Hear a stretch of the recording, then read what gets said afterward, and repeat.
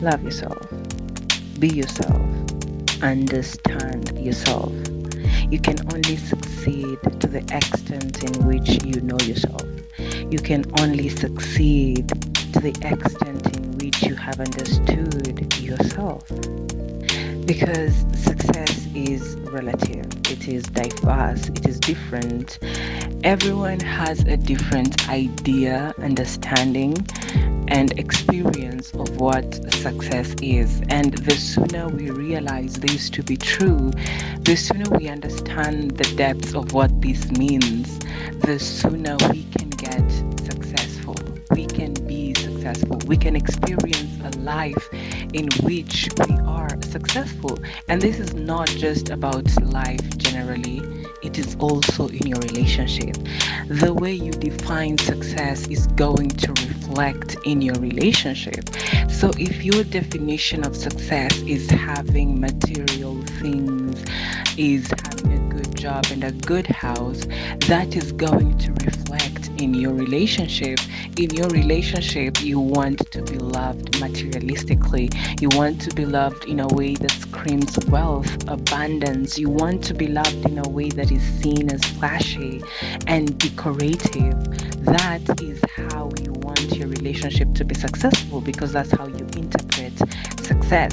If to you success means happiness, it reflects the same in your relationship, which means for your relationship to be considered successful in your eyes, you have to be happy. It doesn't matter if you have the material things or not. It doesn't matter if you go out on a date or eat in the house.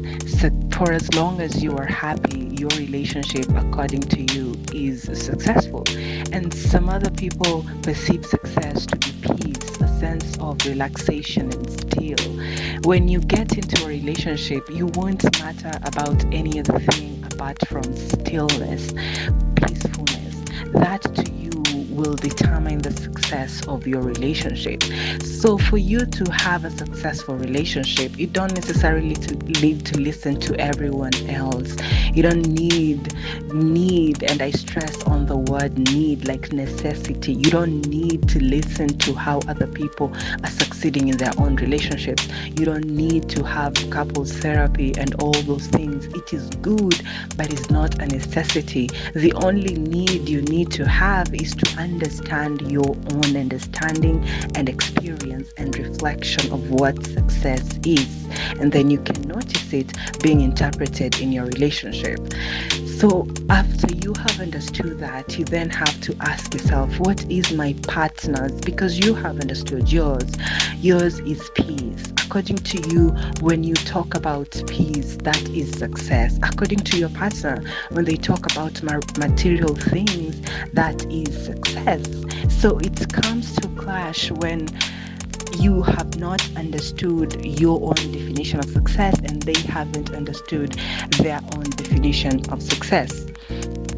Listening to other people online or having couples therapy or just increasing your knowledge and understanding of what success is according to different people is not wrong, and it is not for the need of comparison. It is for the need to understand that you don't exactly need to have the same perspective with someone else. You are not a photocopy. Even though the results of their lives and their relationship may look like it's perfect, and it is perfect, it doesn't mean that you have to follow their footsteps one after the other. It just means to let you know, to let your mind know, to let your soul and your spirit be made aware of what success looks like in someone else's life. So if you admire someone else's life, their career, their relationship, their job, their businesses, and you feel like, I want to have that, and then you start studying them. It is not for you to follow every single decision that they have made, every single step that they have made in their lives. It is for you to understand that they took a journey so that they can get to their successful and happy state. And it is to encourage and motivate you to take your own journey. So it it is good to look at the diverse interpretation of success and not just stick to one and try to be like one. After you have looked at the diverse, then you can reflect inside your own relationship. You can reflect inside your own experience of life and ask yourself, what does success mean to me? So if success means this to me, what are the steps that I'm going to take to get to this? And remember, if you were living without the knowledge of what success is, if you were living without the knowledge of what success in a relationship is, it means your nervous system has been living blindly, your soul has been living blindly, your spirit has been living blindly. So they don't have the patterns, the habit, and the character of the successful life just yet, because you have never lived like that. But when you make the realization that this is what success is to you, and then you decide, I want to pursue this, it means you have to also understand that for your body, for your mind, for your nervous system, for your soul, for your heart, for your spirit, you are entering a new territory, which means you have to be patient with yourself, which means you have to be compassionate, which means you have to be resilient, consistent, because it is either you take these steps one after the other to get to where you want, or you just sit and not get where you want, even though you understand that where you are and where you want to be are two different things.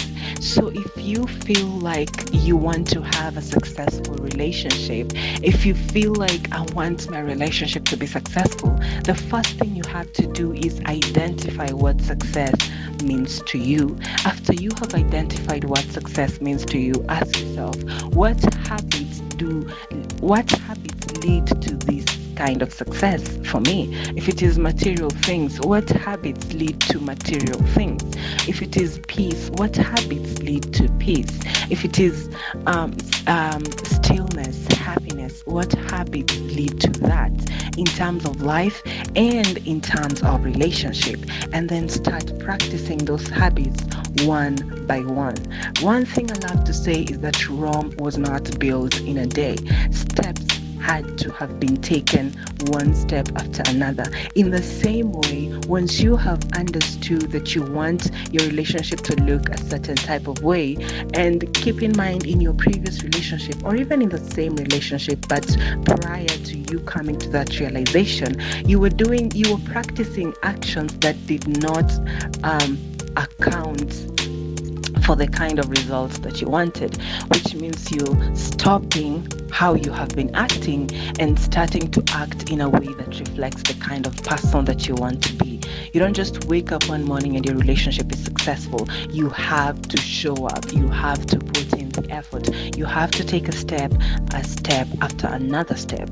So once you have come to that realization, then you have to ask yourself, according to my understanding of success, what habits do I inhabit so that I can meet the reflection of what I understand as a successful person?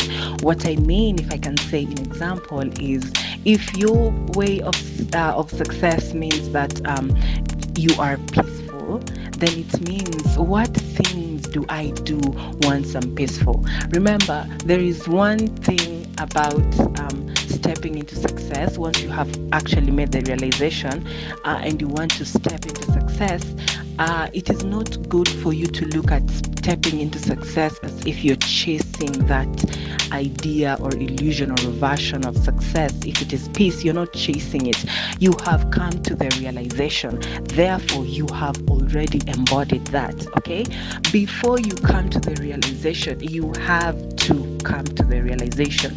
After you have come to the realization, look at it from the perspective of, I am already here, because the realization has been made known to you, okay? Once you understand something, it shifts your mind, it shifts your brain, it makes reality very different. It's like you've opened your eyes. When you open your eyes, you cannot say there is no light. You are already experiencing light because your eyes have been opened.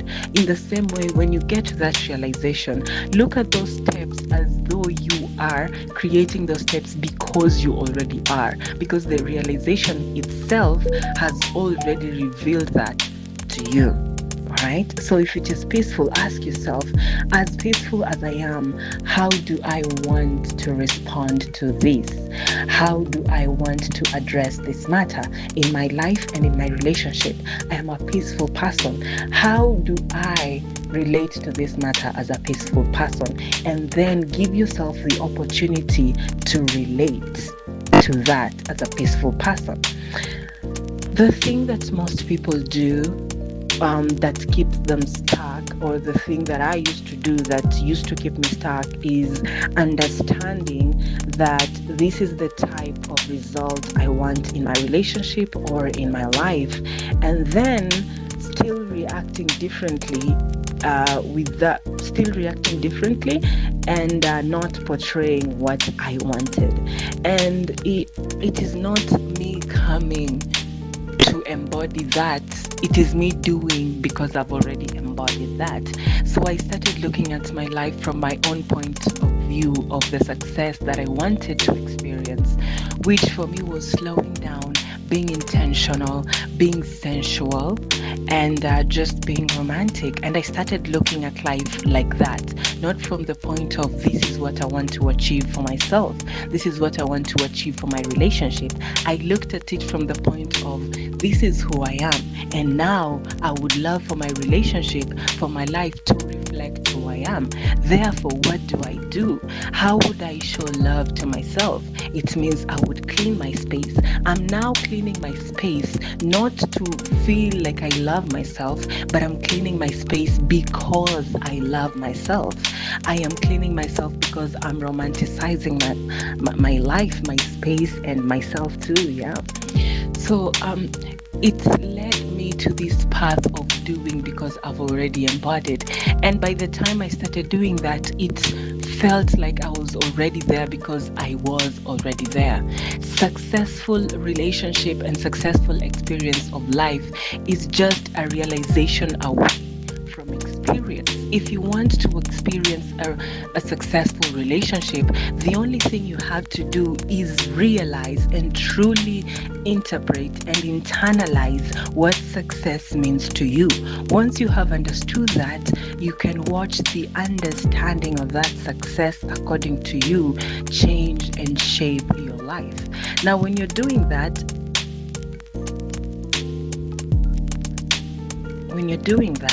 what I would encourage you to do is be flexible, be fluid. Sometimes when you are stepping and reacting from a different perspective, a different point of view, your nervous system may freeze, shut down, your body may say no because this is an unfamiliar territory they are not used to. Your mind may not necessarily want to adapt the new way of perceiving things because they are not used to this. They will want to stay in the past. They will want a comfort zone. This is when you have to give yourself some tough love, pep talk, push yourself out there and say, I've got to do this. Do not be scared of what feels like it is unknown to your body and your mind. Remember, in your spirit and in your desires, your deepest, darkest desires, this is who you already are. You just have to be courageous enough to embody who you already are. A successful relationship just needs courage. Just take a few breaths and tell yourself, I can do this, and believe in yourself, and then reflect who you are in your relationship. If you want a relationship that is kind, be courageous enough to initiate kindness to yourself and to your partner. If you want a relationship that grows, be resilient enough to grow in your own understanding, in your own self, and to guide your partner through growth as well. Be flexible enough to get new ideas, to study, to research, to look outside your own understanding. It might be unknown, it might be scary, but it is a reflection of who you are. So give yourself that chance to be yourself and watch your relationship succeed in whatever way that success feels like to you. So, one way, there's so many ways of having a successful relationship, but one way of having a successful relationship is understanding what success means to you, and then letting the reflection of that success affect your relationship and your partner.